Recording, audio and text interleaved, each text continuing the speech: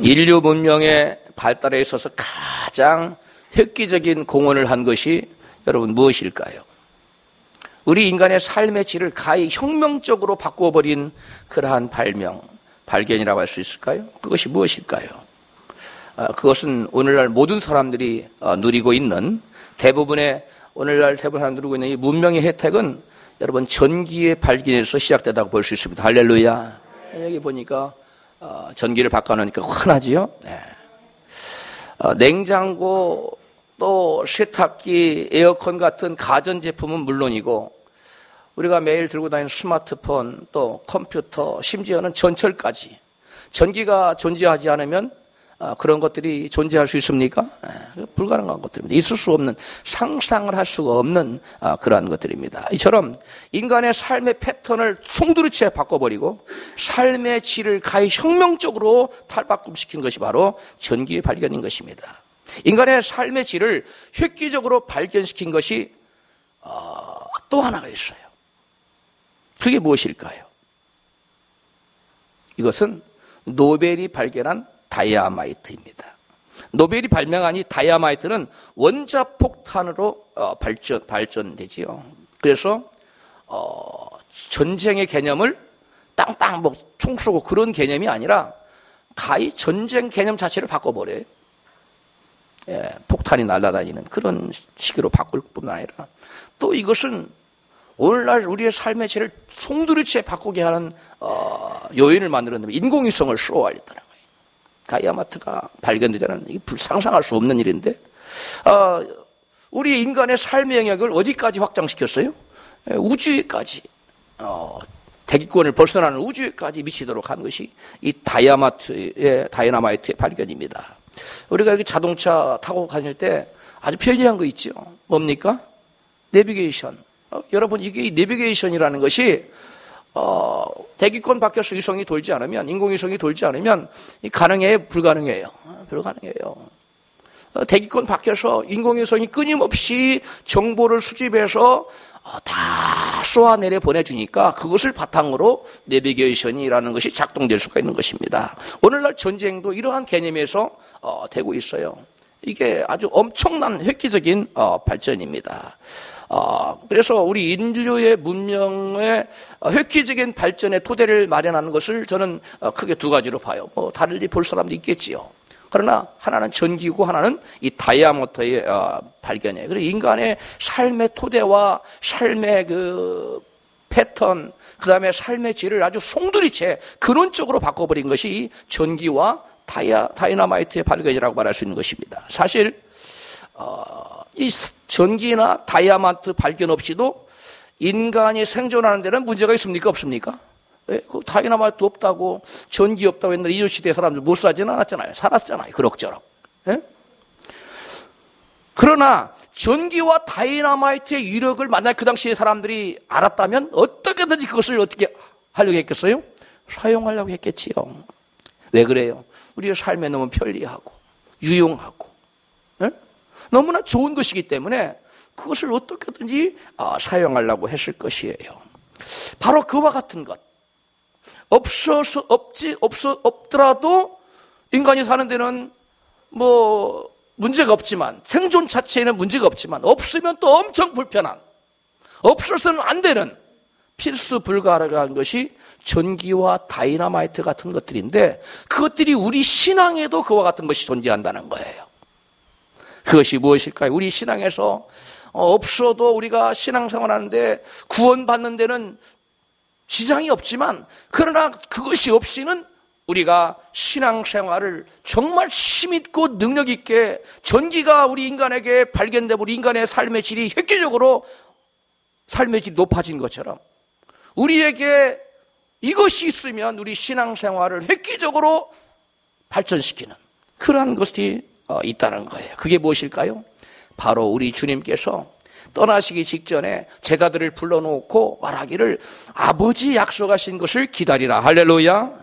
바로 그거예요. 같이 본문 4절에 나타나는데 읽겠습니다. 시작. 사도와 같이 모이사 저희에게 분부하여 가라사대 예루살렘을 떠나지 말고 내게 들은 바 아버지의 약속하신 것을 기다리라. 요한은 물로 세례를 베풀었으나 너희는 몇 날이 못되어 성령으로 세례를 받으리라 하셨느니라. 아멘. 아버지 약속하신 것이 뭐라고요? 성령으로 너희가 세례받게 해야 되겠다. 너희가, 요한은 말했죠. 나는 여러분에게 물로 세례를 베풀었지만 내 뒤에 오시는 분은 여러분에게 불과 성령으로 세례를 주실 것이요. 할렐루야. 여러분, 바로 그것을 말씀하신 거예요. 예수께서 말씀하신, 너희는 예루살렘을 떠나지 말고 이 성에서 유하여 아버지의 약속하신 것을 기다리라. 즉 하늘에서 능력을 입히울 때까지 이 성에서 기다리라. 할렐루야. 하늘로부터 능력이 입히우는 것이, 그게 바로 예수님 말씀하신 아버지 약속하신 거예요. 이게 바로, 따라서 합시다, 성령 세례. 할렐루야. 여러분, 우리가 전기나 다이아마트가 없어도 인생을 사는데 여러분 생명을 보존하는 데는 이상이 없어요.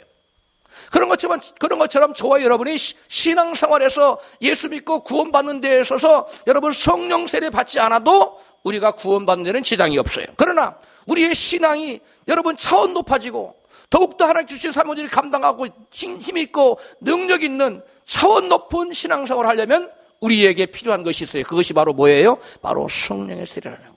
그래서 예수님께서 이미 예수님의 제자들이 다 예수 믿고 구원받은 자들입니다. 이미 거듭난 자들이에요. 이미 그들은 영적으로 깨끗해졌다고 예수님 말씀하셨어요. 그럼에도 불구하고 예수님은 저들에게 이미 영적으로 깨끗해졌고 거듭났고 하나님의 사람이 된 저들에게 다시 무엇을 받으라고 얘기하고 있어요? 성령을 받으라. 성령의 세례를 받으라고 주님이 다시금 말씀하고 있다는 거예요. 이것이 굉장히 중요한 것입니다. 여러분 요한복음 13장 9절 말씀이에요. 시작. 시몬 베드로가 가로되 주여 내 팔뿐 아니라 손과 머리도 씻겨 주옵소서. 예수께서 가라사대 이미 목욕한 자는 발밖에 씻을 필요가 없느니라. 온 몸이 깨끗하니라. 너희가 깨끗하나 다는 아니니라 하시니 이런 자기를 팔 자가 누구인지 아심이니라. 아멘. 예수님께서 무릎을 꿇으시고 허리에 수건을 두르시고 제자 베드로의 발을 씻기려고 했어요. 그러니까 제자가 베드로가 뭐라고 주여 저의 발을 절대로 씻길 수 없습니다.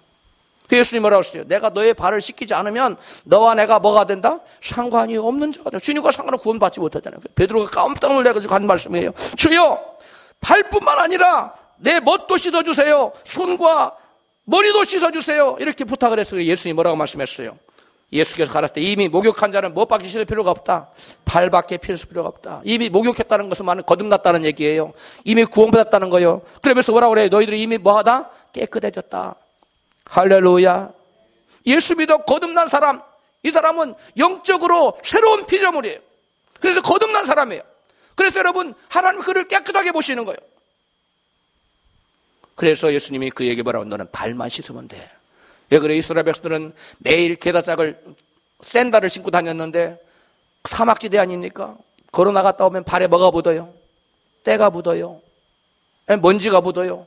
그 발을 말하는 거예요. 오늘날 우리가 예수를 믿고 거듭났다 할지라도 세상의 삶을 살다 보면 매일매일 뭐가 묻어요? 발에 때가 묻어요. 우리의 심령에 죄가 묻어와요. 이러한 죄는 회개함으로 예수 그리스도의 보혈로 정결하고 깨끗하게 씻음받아야 될 줄로 믿습니다. 죄를 방치해두고 회개하지 않으면 주님과 상관없는 자가 된다는 거예요. 그래서 예수님은 제자 베드로의 발을 씻기를 원하셨던 거예요. 저와 여러분도 끊임없이 주님과 발을 내놓고 우리의 크고 작은 모든 삶 속에서의 죄를 다 회개해야 될 줄로 믿습니다. 바로 그런 것을 말하는 거예요. 그러나 예수께서 한 사람을 가르쳐서 말하지 않았어요. 너희들 중에 다 깨끗한 건 아니다. 하나는 깨끗하지 않다고 말했어요. 그 하나가 누구예요? 예수를 팔자인 가룟유다예요. 이 예수를 팔자인 가룟유다는 여러분 거듭난 사람이 아니었어요. 예수를 진실로 믿은 것이 아니었어요. 바로 그 자를 향해서 주님 말씀하셨어요. 그런데 나머지 11 제자는 다 예수님을 진실로 믿었어요. 그래서 그 안에 이미 성령이 임하신 거예요. 성령으로 말미암자고는 아무도 거듭날 수가 없다고 했어요. 고린도전서 12장 3절입니다. 시작. 그러므로 내가 너희에게 알게 하노니 하나님의 영으로 말하는 자는 누구든지 예수를 저주할 자라 하지 않고 또 성령으로 아니하고는 예수를 주시라고 할 수 없느니라. 아멘. 예수님의 제자들이 가로주다 빼고 다 예수님 뭐라고 불렀어요? 주님이라고 불렀어요. 예수께서 친히 그들을 거듭났다고 그랬어요. 깨끗해졌다고 그랬어요. 그런 자들이 예수님을 주라고 시인하고 있는데 누구로 말미암지 않고는? 성령으로 말미암지 않고는 누구든 예수님을 주라고 부를 수 있다고요? 없다고요? 부를 수 없다는 거예요. 근데 예수님의 제자들은 지금 예수를 뭐라고 부르고 있어요? 주님이라고 부르고 있어요. 여러분, 여기 소리가 오해하면 안 돼요. 오늘날 많은 교회에서 이 점을 오해하고 있어요. 예수님을 누구든 주의 이름을 부르면 부르는 자는 구원을 얻으리라. 내가 주의 이름을 예수님 주여 그러니까 구원받았구나. 천만의 말씀이에요. 여러분, 여기서 말씀하시는 예수님을 주님이라고 부른다는 그 말씀은 그 시대 상황을 이해해야 돼. 예수님 당시나 바울 당시에 예수님을 주님이라고 부른다는 것은 무엇을 걸고 지금 하는 얘기예요? 목숨 걸고 하는 거예요. 그 당시에 누구 외에 주라고 부를 수 없었어요. 시저 황제 외에는, 로마의 황제 외에는 여러분 그 주님이라고 부를 수 없어요. 로드라고 부르는 말인데, 여러분 그 당시에 이스라엘 어느 나라의 식민지였습니까? 로마 나라의 식민지였잖아요. 로마의 황제인 시저 외에는 그 누구에게도 주여라고 부를 수가 없었어요. 그런데 감히 누구들은, 예수님의 제자들은 예수님을 누구라고 부르는 거예요? 주님이라고 불러요. 그래서 여러분 잡혀가면은 고문을 당하고 죽임을 당하기도 했던 겁니다. 사도 바울 때도 마찬가지. 그래서 바울이 로마서에서 말하는 누구든지 마음으로 믿어 뭐에 이르고 의에 이르고 입술로 시인하여 구원에 이르니라. 예수님을 얼르고 시인하는 거예요. 예수님 나의 주님이십니다. 이렇게 시인하는 것은 그 당시에 뭘 거는 거였어요? 목숨 거는 여러분 신앙행위입니다. 그래서 성령으로 아니하고는 목숨을 걸고 예수님을 향하여 주라고 시인할 수 있다 없다? 없다는 겁니다 지금. 그래서 여러분 고린도서 12장 3절에 성령으로 아니하고는 예수를 주시라고 할 수 있다 없다? 뭐가 걸린 문제이기 때문에? 목숨 걸린 거예요. 이 목숨이 하나밖에 없는데 까딱 잘못했다고 예수님을 주님이라 불렀다가 목숨이 달아나니까 아무도 예수님을 주라고 여러분 감히 목숨 거는 신앙이 아니면 성령으로 아니하고는 그러한 일을 할 수가 없다는 거예요. 얘들아, 됐으면 아멘 합시다. 오늘날 너무나 많은 사람들이 예수를 믿고 예수를 위해 죽을 각오가 없어요. 그런데 입술로만 주님이라고 부른다고 해서 성령을 받았다고 말할 수 있다는 거예요? 없다는 겁니다. 없다는 거예요. 오늘날 교회에 많은 사람들이 나옵니다. 그래 자기에게 유익이 되면 계속 나오고 유익이 안 되면 떠나버려요. 에? 이런 신앙은 여러분 입술로만 주님을 주님이라고 부르지, 예수님 시대나 바울 시대가 그러한 여러분 핍박을 받을 때에 예수님을 믿고 예수를 위해 죽을 각오를 하고 주님이라고 부르는 것과는 뭐가 다르다는 거예요? 차원이 달라요. 전혀 다른 문제예요. 여러분, 예수를 믿으면 죽인다고 총을 들이댔을 때, 이마에 딱 총을 들였을 때, 아니 목에 칼을 탁 들이댔을 때, 그래도 예수님은 나의 주님이십니다 라고 여러분 고백할 수 있는 분만 아멘 해보세요. 또 아멘 안 한 분 누구예요? 다시 한번 물어보겠어요. 머리에 총이 오고 목에 칼이 왔어요. 그래도 예수님이 너의 주님이시냐 묻는다면 여러분 아멘 할 수 있어요? 이게 진짜 여러분 이게 성령으로 지금 대답한 거예요. 이게 여러분 안에 성령이 계시다는 거예요. 진실이기를 바라요. 이게 굉장히 중요한 겁니다. 미국에서 실제 있었던 얘기입니다. 제가 미국에 있을 때예요. 한 학생이 와서 무차별적으로 총쏴 죽이면서 너 예수 믿어 안 믿어? 그 예수 안 믿어로 살려주는 거예요. 예수 믿어로 죽이는 거예요. 총 쏘는 거예요. 실제입니다. 대학교에서 실제 일어났던 얘기예요. 근데 그 한 자매가 너 예수 믿어 안 믿어? 그러니까 I believe. 나 믿어. 그리고 또 다시 불렀어. 너 진짜 믿어? 진짜 믿어. 팡 쏴 죽였어요. 자기가 예수를 믿는다고 고백하면 지금 뭐가 올 것을 알아요? 죽음이 올 걸 알아. 근데 그 자매가 나는 그래도 예수를 믿는다. 그 자매는 원래 좀 방황을 했었어요. 예수를 믿다가. 근데 나중에 이 자매가 신앙으로 돌아온 다음에는 굳건한 순교 신앙을 가졌던 겁니다. 할렐루야. 여러분 이와 같이 예수를 입술로 주라고 할 수 있었던 것은 로마 시대, 즉 예수님이나 여러분 바울 시대에는 뭐를 건 신앙 고백이라고요? 생명을 건 신앙 고백이기 때문에 이것은 누구로 말미암자고는 불가능하다. 성령으로 말미암자고는 불가능하다는 거예요. 그래서 예수님의 제자들은 예수님을 주라고 불렀어요. 이들은 다 뭐 받았다는 얘기 그러면 그 안에 성령이 내주하신다는 거예요. 그럼에도 불구하고 예수님께서는 떠나시면서 그들에게 뭘 받으라? 아버지 약속하신 성령을 받으라. 성령 세례를 받으라. 이렇게 지르면 예수께서 지금 분들을 하고 계세요. 왜? 예수께서는 이미 성령 받은 제자들에게 또다시 성령을 받으라고 예수님이 다시금 요청하는 거냐 이거예요. 이상하지 않아요? 여러분 우리가 알 것은 예수님을 믿을 때 받은 성령님과 믿고 나서 예수를 이미 믿은 자들에게 예수께서 받으라고 분부하신 성령의 세례는 전혀 차원이 다른 거예요. 할렐루야. 이게 전혀 다른 거예요. 여러분 정말 목에 칼이 와도 예수님은 나의 주님이시라고 고백할 수 있는 날 이미 성령이 여러분 안에 내주하세요.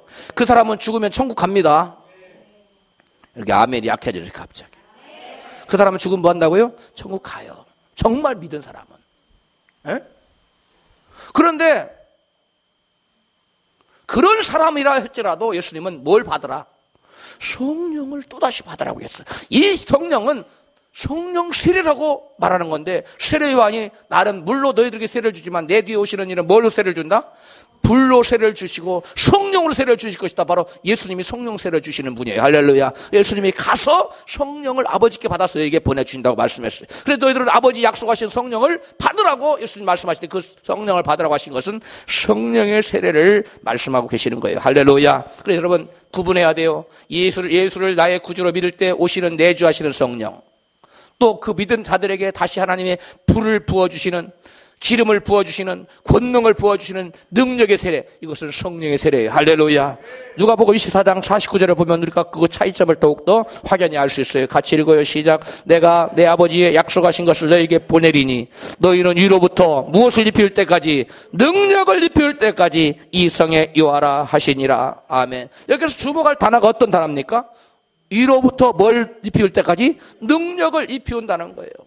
예수님의 제자들은 이미 예수님을 그 안에 영접했어요, 안 했어요? 영접했어요. 신앙 고백도 했어요. 성령께서 내주하셔요. 그럼에도 불구하고 예수님께서는 그 제자들에게 무엇을 받으라? 성령을 받으라. 이 성령은 위로부터 이렇게 입히우는 능력의 세례를 의미하는 거예요. 할렐루야. 여기 다른가 그랬어요. 위로부터 무엇을 입히울 때까지? 능력을 입히울 때까지 이 성에 유하라.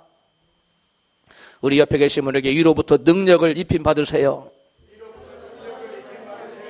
무슨 옷을 입힘 받으라고요? 능력. 에? 여기서 성령 세례를 예수께서는 뭐라고 표현하고 있어요? 위로부터 능력을 입히우는 것이라고 표현하고 있어요. 그러니까 이게 같은 말이에요. 너희는 아버지 약속하신 성령을 받으라. 성령을 기다리라. 너희는 성령의 세례를 받으라.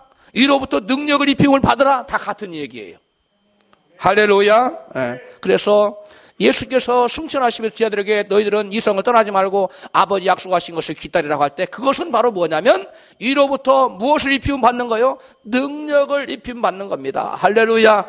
여러분 능력을 입힘 받는 것이 바로 성령 세례예요. 그래서 예수님께서는 30세가 되어서 공생애를 시작하시면서 세례를 받으실 때에 하나님의 성령께서 비둘기같이 예수님께 임했어요. 누가복음 3장 21절에 같이 시작. 예수도 세례를 받으시고 기도하실 때에 하늘이 열리며 성령이 형체로 비둘기같이 그의 위에 강림하시더니 하늘로서 소리가 나기를 너는 내 사랑하는 아들이라 내가 너를 기뻐하노라 하시니라. 아멘. 여러분 예수님이 어떤 분이세요? 하나님이시잖아요. 근데 이 땅에 오실 때 어떻게 오셨어요? 성령으로 잉태되셨어요. 성령으로 태어나신 분이에요. 그래서 예수께서는 항상 그 안에 누가 계셔요? 성령님이 계셨어요. 성령님이 끊임없이 계셨고 능력도 행했어요. 여러분 예수님이 그 가나 호림잔치에 초대가 됐죠. 그 집에 뭐가 떨어져 버렸어요? 포도주가 떨어졌잖아요. 난감하잖아요. 잔치집 포도주가 떨어졌으니까. 그때 예수님의 그 어머니가 그 안타까운 현실을 보고 예수님의 어머니 마리아가 예수님께 부탁하잖아요. 여기 이 집에 포도주가 떨어져 있나이다. 그 무슨 말이에요? 예수님 보고 지금 뭘 좀 만들어내라는 거예요? 포도주 좀 만들어내라는, 그것이 예수께서 행하신 첫 번째 기적이에요. 공적으로 나타낸 첫 번째 기적. 그러면 공적으로 말고 그 전에 이미 그러한 일을 수어도 없이 행했다는 거 안 했다는 거예요? 행했다는 거. 이처럼 예수님은 그러하신 분이에요. 그런데도 불구하고 예수님께서 공생애를 시작할 때는 세례를 받으시고 나와서 기도하실 때 하늘이 열리고 예수님께 뭐가 임했다고? 성령이 임하셨어요. 뭐같이? 비둘기같이. 왜 하필은 비둘기같이 임했어요? 예수님에게 불같이 임하지 않고. 예수님은 여러분 비둘기, 평화의 왕으로 오셨기 때문에 비둘기 같은 성령이 임하신 거예요. 할렐루야. 예수님께서 공생애를 시작할 때 하나님의 성령의 능력으로 입힘 받고, 예수님마저도 하나님이 이 땅에 오셔서 당신의 사역을, 죄인들을 죄에서 구원하는 구원 사역을 감당하기 위해서는 무슨 세례가 필요했던 거예요? 성령의 세례가 필요했던 겁니다. 그래서 하나님께서 예수께서 물에서 올라오실 때 무슨 기도를 했다고 성경은 나와있지 않지만은 제가 추정하기로 하나님이 약속하신 성령을 보내주세요. 이렇게 여러분 예수님이 기도하셨으라고 믿어요. 그때 성령이 임하셨어요. 무엇의 모양으로? 비둘기같이. 할렐루야. 지금 무슨 얘기예요? 예수님은 하나님이시음에도 불구하고 당신의 공생애를 시작하기 전에, 사역을 감당하기 전에 제일 먼저 하신 일이 뭐예요? 세례 받으시고 뭐 받았어요? 성령 받았다는 거예요. 성령. 성령으로 태어나신 분이라 생각할 때 성령 안 받아도 될 것 같은데 성령 세례를 받고 공생애를 시작했다는 거예요. 그 예수님이 그와 같이 여러분 성령을 받아서 공생애를 시작하며 성령의 능력으로 귀신을 쫓아내요. 예수님 말하면 내가 너희 가운데서 성령을 힘입어 귀신을 쫓아내는 것이면 너희 가운데 하나님의 나라가 이미 임하였느니라. 누구를 힘입어? 성령을 힘입어 내가 귀신을 쫓아내면 너희 가운데 하나님의 나라가 임했다는 거예요. 여러분 가운데 하나님의 나라가 임하시기를 원하십니까? 그렇다면 여러분 성령을 힘입어 여러분 심령에서, 가정에서, 모든 삶의 영역에서 귀신을 쫓아내기를 주의 이름으로 축복합니다. 그럴 때 여러분 심령에, 여러분 가정에, 여러분 모든 삶의 영역에 하나님의 나라가 임하는 줄로 믿습니다. 많은 사람들이 오해를 하고 있어요. 어떤 오해를 하고 있느냐? 아, 예수님은 하나님이시니까 막 바다 위도 걸으시고 막 병든 자도 고치고 귀신도 쫓아내고 죽은 자도 살리고 그랬구나. 여러분 그건 큰 오산이에요. 예수님은 하나님의 능력으로 한 번도 그런 일을 하신 적이 없어요. 그러면 예수님은 그 모든 능력을 누구 능력으로 했느냐? 따라서 하세요. 인간으로서 성령의 능력을 받아 그 모든 권능을 행하셨다. 이게 굉장히 중요한 사실입니다. 그래서 그 단적인 예가 뭐냐? 예수님이 그랬잖아요. 그때는 천사도 모르고 인자도 모르고 아버지만 아시느냐. 그때가 언제예요? 주님 재림하시는 날. 마지막 세상의 마지막의 때는 사람은 모른다는 거예요. 그거 안다고 주장하는 사람들이 있어요. 그래서 이상한 사람들이에요. 그걸 보고 이단이라고 그러는 거예요. 그날과 그때는 예수님도 모르셨어요. 그럼 예수님 거짓말 하셨을까요? 예수님이 하나님이 뒤에 모른다고 그럴까? 여러분 이 점을 사람들이 오해하는 거예요. 예수님은 하나님으로서 모르신 게 아니에요. 예수님 이 땅에 오셔서 모든 사역은 하나님으로서 하신 것이 아니라 인간으로서 하신 겁니다. 할렐루야. 그게 왜 그러느냐? 예수님은 두 가지 목적 때문에 왔어요. 하나는 저와 여러분의 모든 죄를 대속하시기 위해서 이 땅에 오셨어요. 죄를 대속하시기 위해서 오셔서 친히 우리의 모든 죄를 지고 여러분 대속적인 삶을, 죄를 걸머지는 저주의 삶을, 찐 저주를 대신 받으셨고 십자가에서 죽는 저주를, 영원한 지옥의 저주를 감당해 주셨어요. 할렐루야. 이것이 예수님의 오신 하나의 목적이, 그 하나의 목적이 있는데 그게 뭐냐면 저와 여러분에게 삶의 모본을 보여주시기 위해서 오셨어요. 무엇을 보여주시기 위해서? 그럼 예수님이 이 땅에 오셔서 하나님으로서 막 살아버렸다. 그럼 우리가 그 삶을 따라갈 수 있어요? 없어요? 본이 될 수 있어요? 없어요? 없어요. 그럼 철저하겠으면 뭘로 사셨어야 돼요? 인간으로서 사셨어야 돼요. 그래서 예수님은 처음부터 끝까지 예수님은 인간으로서 사신 겁니다. 할렐루야. 그래서 예수님은 그날과 그때는 나 인자는 모르고 아버지만 안다고 그러신 거예요. 할렐루야. 예수님이 이 땅에 오셔서 신성으로 사시기를, 하나님으로 사시는 신성을 포기하셨어요. 뭐 하셨다고요? 포기하셨어요. 신성을 쓰지 않았어요. 그래서 예수님은 그 다음날 전도하러 가기 전에 또 제자를 12를 세울 때는 밤이 맞도록 기도하시고 밤이 맞도록 기도하고 전도하러 가고 예수님이 기도하셨어요. 왜 그래요? 예수는 인간으로서 무엇을 입어야 되기 때문에, 성령의 능력을 덧입어야 되기 때문에 밤이 맞도록 기도했던 겁니다. 여러분도 저와 여러분도 예수님처럼 밤이 맞도록 기도해서 무엇이 기름을 받아야 돼요? 성령의 기름 부음 받고 나가면 귀신이 쫓겨나갑니다. 어둠의 걸세가 물러갑니다. 여러분 이와 같은 것을 예수께서 우리에게 삶의 모본을 보여주시기 위해서 예수께서 오셨다는 사실을 우리는 깨달아야 됩니다. 할렐루야. 여러분 그래서 예수께서 이와 같이 본을 보이시고 예수님께서 제자들에게, 사도들에게 너희도 나처럼 뭘 받으라? 성령을 받으라. 사역을 감당하기 위해서, 제자로서의 사역을 감당하기 위해서는 반드시 누구의 능력이 필요하다? 성령의 능력과 기름 부음과 성령의 함께하심 필요하기 때문에 성령의 세례를 받으라고 말씀하신 것을 여러분 믿으시기를 바랍니다. 여러분, 저와 여러분은 이와 같이 예수께서 철저하게 자기의 신성을 비우고 인성으로서 사람으로서 사역을 감당하셨다는 사실을 깨닫고 예수님이 그 걸어간 발자취를 저와 여러분 그대로 본받아서 따라가면 되는 거예요. 할렐루야. 그렇다면 능력으로 덧입혀받는 성령을 받으려면 저와 여러분은 어떻게 해야 될까요? 먼저 죄를 회개하고 세례를 받아야 돼요. 사도행전 2장 38절입니다. 같이 읽어요. 시작. 베드로가 가로되 너희가 회개하여 각각 예수 그리스도의 이름으로 세례를 받고 죄 사함을 얻으라. 그리하면 성령을 선물로 받으리니. 아멘. 여기에서 유대인들을 향하여 예수님은 베드로는 성령을 받으라고 하면서 전제 조건으로 뭘 받으라? 회개하고 세례를 받으라. 따라서 하세요. 회개하고 세례를 받으라. 그리하면 뭘 받으리라? 성령을 받으리라. 여러분, 예수님마저도 성령으로 세례 받기 전에, 성령이 임하시기 전에 뭐 하셨어요? 세례 받으셨어요. 누구에게? 세례 요한에게 세례 받으셨잖아요.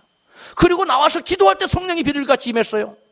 마찬가지로 저와 여러분도 여러분 세례 받고 회개하고, 그 회개가 어떤 세례냐? 어떤 세례냐? 회개의 세례예요. 따라서 세례는 회개의 세례다.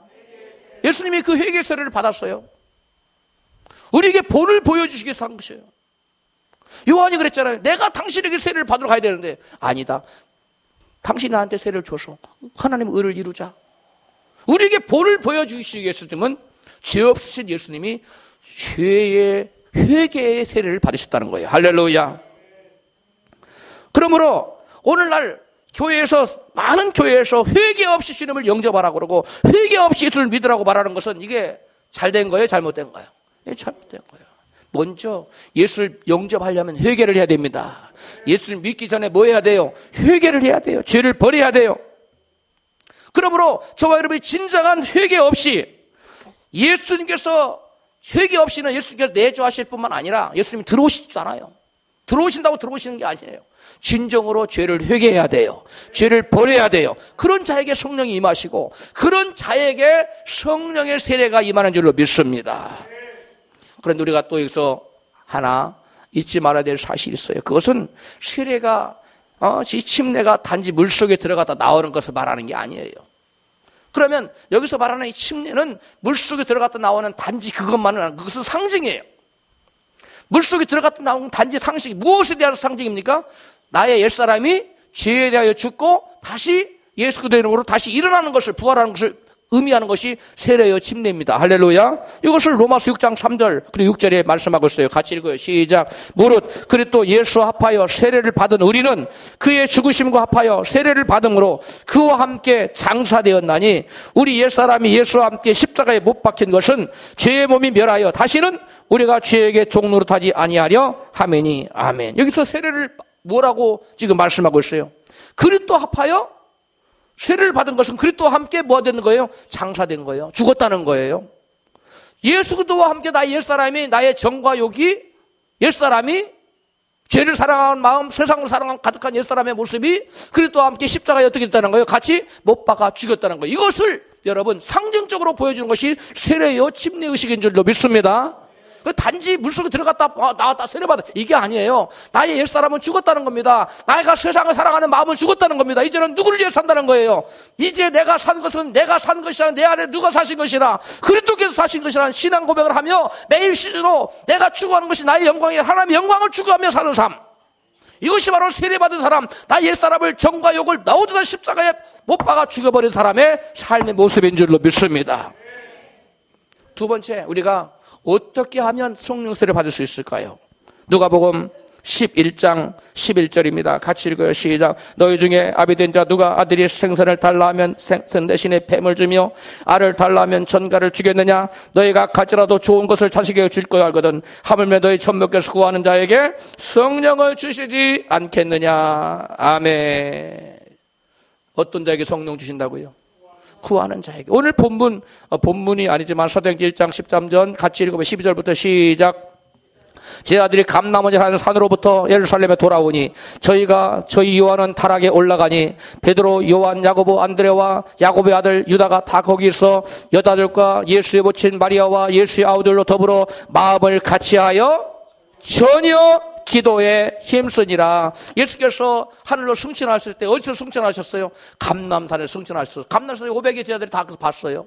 거기서 예수 마지막 유언을 들었어요. 그리고 그들이 어디로 내려왔어요? 여기 조금 읽어보니까 예루살렘으로 내려왔죠. 예루살렘 내려 어느 집으로 갔어요? 마가의 다락방으로 올라갔어요. 그래서 마가의 다락방으로 올라가서 뭐 했어요? 기도했습니다.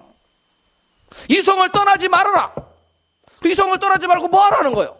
예루살렘 성에서 제자들에게 뭐 하라고 했으면 분부하신 거예요? 기도하라는 거예요. 그래서 그들이 오순절이 이르기까지 열흘 동안 전혀 기도에 힘썼다고 했어요. 어떻게 기도에 힘썼어요? 이 전혀가 뭐냐? 전적으로 기도에 매달렸다는 거예요. 할렐루야. 이 성령을 받으려고 하면 이와 같이 기도에 전적으로 힘을 썼을 때 그 오순절 날이 임했을 때 어떻게 됐어요? 사도행전 2장 1절부터 시작. 오순절 날이 이미 이름에 저희가 다 같이 한 곳에 모였더니 호련히 하늘로부터 극하고 강한 바람 같은 소리가 있어 저희 앉은 온 집에 가득하며 저의 불의 혀같이 갈라지는 것이 저희에게 보여 각 사람 위에 임하여 있더니 저희가 다 성령의 충만함 받고 성령이 말하게 하심을 따라 다른 방언으로 말하기를 시작하니라. 아멘. 여러분, 저들이 열흘 동안 전적으로 기도에 매달렸을 때 오순절 날이 되었을 때 그 열흘째 된 그날에 뭐가 임했다고요? 성령이 뭐같이? 불같이 막 혓바닥처럼 생긴 불의 모양이 막 각 사람의 불이 막 임해 있다라는 거예요. 그게 성령 세례예요. 할렐루야. 하나님의 불의 능력이 임한 것을 성령 세례라고 하고 성경은 말하고 있는 거예요. 여러분, 하나님의 성령의 불의 능력을 받으시기를 주의 이름으로 축복합니다. 이것이 뭐 하늘로부터 능력을 덧입힘 받는 성령의 세례라고 하는 거예요. 사모하십시오. 이런 불같은 성령을 받아야 돼요. 미국을 20세기에 미국을 움직인 가장 위대한 인물을 20명을 뽑았는데 그중에 20명 두 번째 뽑힌 사람이 누군지 아세요? 윌리엄 시무어라고 하는 사람이에요. 놀라운 사람. 이 흑인이에요. 못 배운 사람이에요. 그런데 얼마나 성령의 능력을 갈구했던지 그가 집회를 하면 이 천정에서 이 건물 밖에 위에서 불이 난 거, 불이. 사람들이 온통 사람 밖에서 일고 물을 들고 왔어요. 불 끈다고. 소방서가 도착했어요. 불 끄겠다고. 근데 지금 그 불이 어떤 불이에요? 근데 타지는 않아. 어떤 불이에요, 그게? 그분이 집회할 때 그런 역사들이 나타났어요. 그때 오순절 성령의 그 역사가 그때 재현돼가지고 미국을 완전히 뒤집어 놓습니다. 그래서 여러분 그렇게 투표해서 미국을 움직인 20세기의 위대한 인물들 두 번째로 뽑힌 거예요. 여러분, 이와 같은 성령의 불의 능력, 여러분 심령에 들어가면 여러분을 태우지는 않아. 근데 여러분의 심령 안에 죄악을 태우는 거예요. 여러분 삶의 환경에 모든 어둠을 태우는 거예요.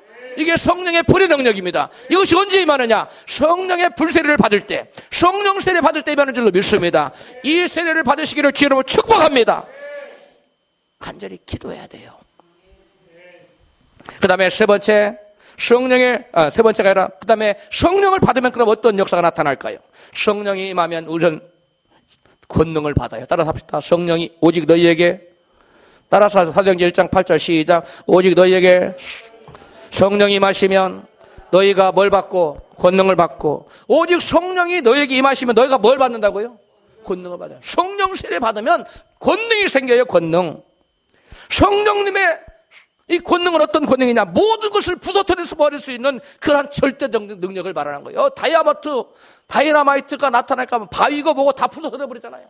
다이나마이트가 여러분 발견되기 전에 우리나라에 지금 그 산을 직선으로 뚫어서 그냥 도로를 막 냈잖아요. 아, 그래요? 안 그래요? 강원도도 그냥 산이 아무리 그건 상관없어. 그냥 직선으로 가는 거예요. 그 왜 그래요? 다이나마이트의 위력입니다. 다이나마이트가 없었다면 한국에 그런 길을 뚫을 수 있어요? 옛날처럼 꼬불탕 고개를 해야죠. 고개를. 그 다이나마이트가 다 뚫어버리는 거예요. 마찬가지입니다. 다이나마이트 같은 그런 능력을 지닌 성령께서 저와 여러분의 심령이 오면 저와 여러분은 가로막고 있는 모든 것을 다 불태워버리는 거예요. 부서뜨려버리는 거예요. 그런 성령의 불을 받기를 주의 이름으로 축복합니다. 이게 성령의 불세례라는 거예요. 다이나마이트 같은 강력한 어떠한 문제의 산도 그냥 없애버리는 거예요. 성령의 능력이. 여러분, 세상 이러한 성령의 권능이 오면 모든 저주와 사망의 세력을 깨뜨릴 수 있는 하나님의 생명의 능력 역사가 나타나는 거예요. 이와 같은 하나님의 강한 생명 역사를 체험하기를 원하십니까? 그렇다면 성령 받기를 사모하십시오. 성령을 받아야만 우리 인간의 모든 문제를 해결할 수 있어요. 우리 인간의 모든 문제를 해결할 수 있는 만병통치약이 있다면 딱 하나요. 성령의 불세례를 받으십시오. 성령의 세례를 받기만 하면 우리 인간으로서 도저히 할 수 없다고 하는 그 어떠한 문제도 해결되는 줄로 믿습니다. 이 세상에서는 권세가 좀 있으면 그걸 뭘 가졌다 그래요? 권력이 있다고 그래요. 돈을 가지면 그 사람은 금력이 있다고 그래요. 지식이 있으면 그 사람은 지력이 있다고 그럽니다. 힘을 가지고 있으면 완력이 있다고 그래요. 여러분, 그러나 이러한 세상적인 이러한 능력은 다 땅에 속한 거예요. 그런 힘으로는 저와 여러분 우리 인생 문제를 해결할 수 있는 능력이 있어요, 없어요? 그 어떠한 인생의 문제도 해결할 능력이 없는다는 사실을 믿으시기 바라요. 근데 사람들은 그걸 가지고 뭘 좀 해보려고 그래요. 안 됩니다. 그건 한계가 있어요. 그러나 저와 여러분 성령의 불의 능력, 성령의 능력 세례를 받아버리면 그 어떠한 인생의 근원적인 문제도 다 해결되는 줄로 믿습니다. 불이 임하면 다 태워버리잖아요. 성령의 불을 받으세요. 사도행전 2장 3절에 시작. 불의 혀같이 갈라지는 것이 저희에게 보여 각 사람 위에 임하여 있더니. 여러분, 저들에게 성령이 임하자 저들 각 사람 머리 위에 뭐가 임했었다? 불이 임했어. 불이. 성령 세례 받으면 불이 임합니다. 계속 성령의 충만을 받으세요.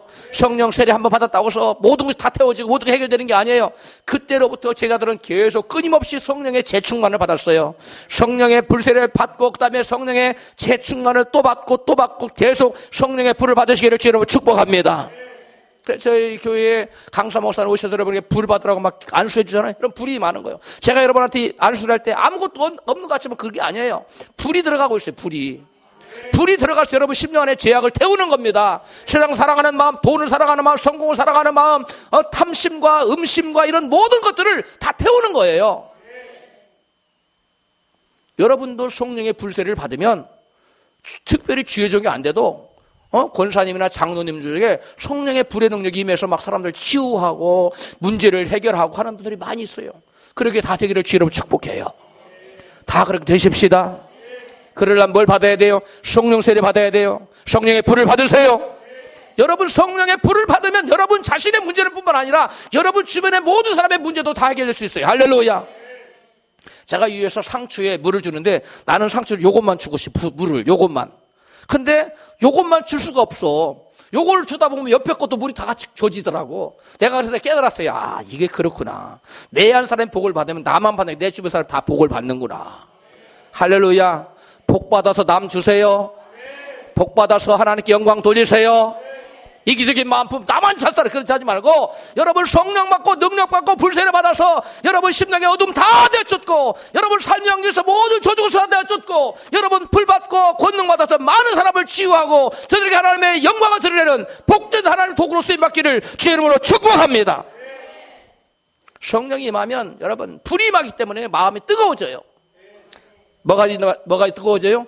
마음이 막 뜨끈뜨끈해. 마음이 뜨끈뜨끈해요. 여러분 불이 일어나면 여러분 불이 임하면 삽니다. 죽었던 사람도 여러분 살아나면 뜨거워져요. 뭐 해야 돼요? 차가워져요. 사람이 아무리 팔팔 사람 죽으면 싸늘하게 식어요. 근데 죽었던 사람도 다시 살아나면 다시 체온부터 따뜻해지는 거예요.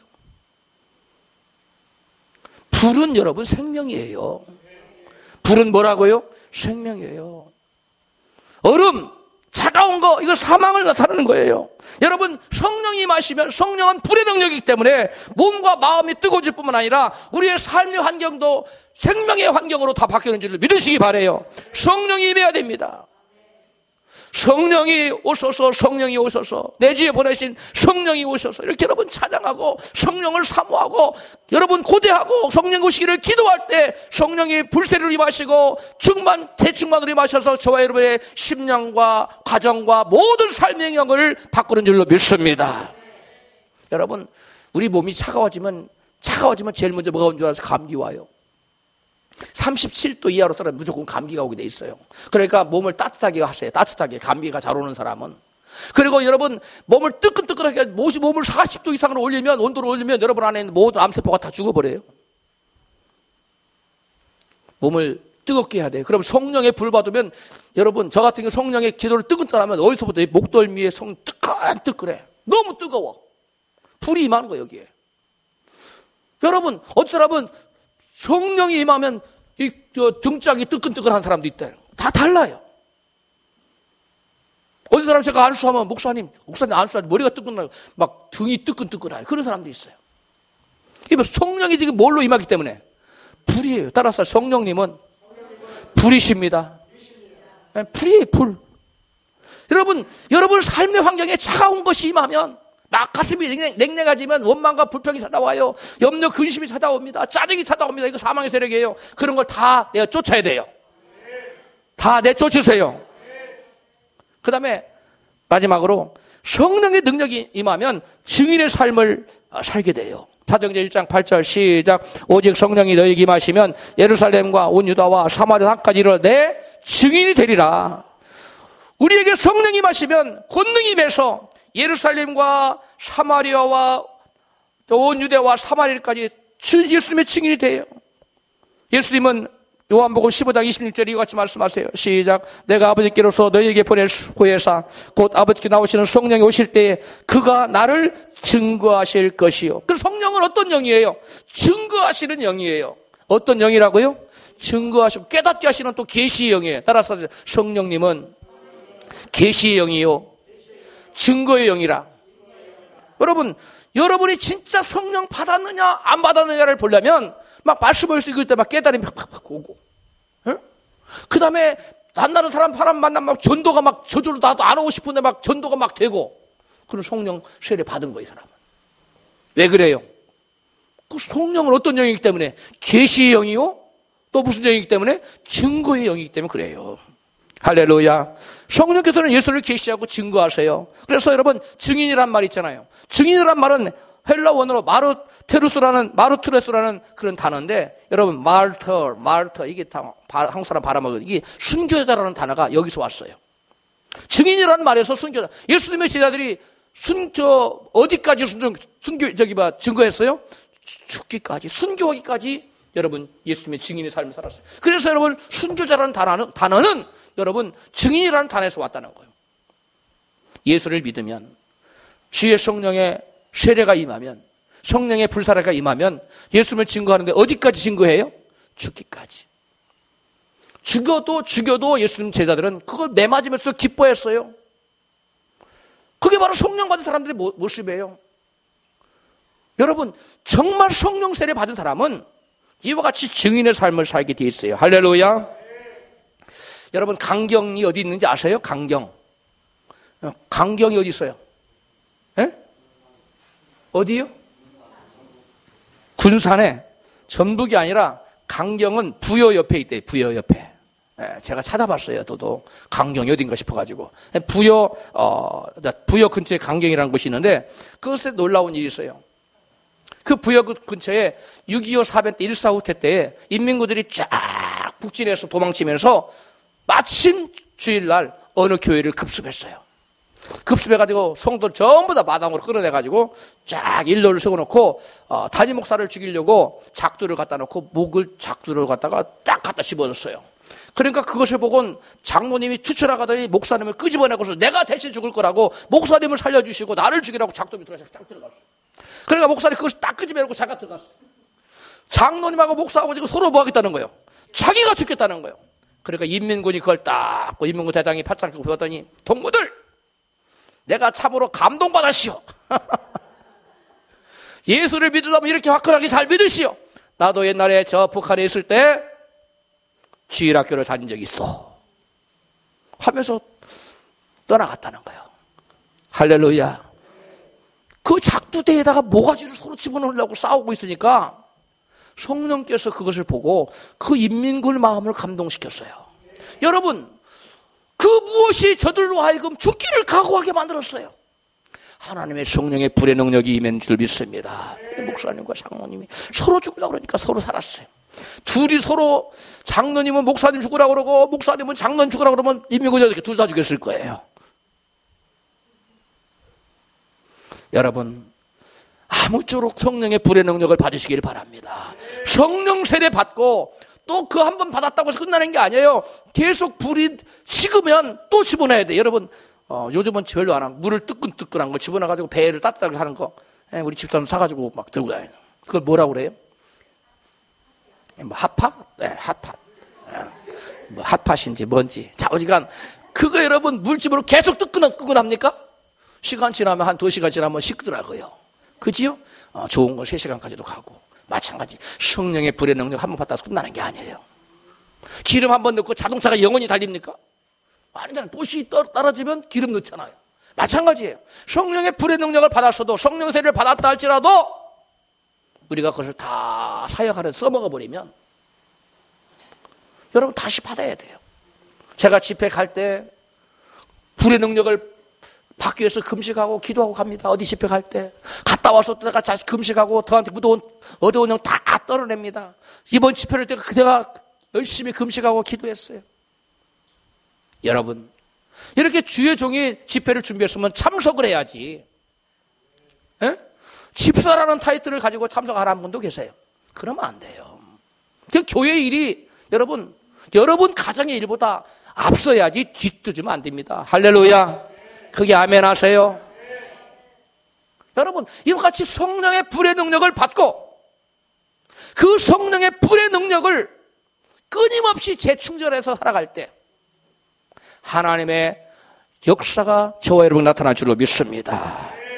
여러분, 성령의 불의 세례를 받지 않으면 어떠한 죽음의 세력도 대항해서 이길 수가 없어요. 그러나 우리가 성령의 불의 세례를 받고 나면 어떠한 여러분 죄와 저주와 사망도 이길 수가 있는 권능이 임하는 줄로 믿습니다. 성령 세례를 사모하여 성령 세례 받고 저와 여러분에게 맡겨진 사명을 온전히 감당하는 저와 여러분 되시기를 주의 이름으로 축원합니다.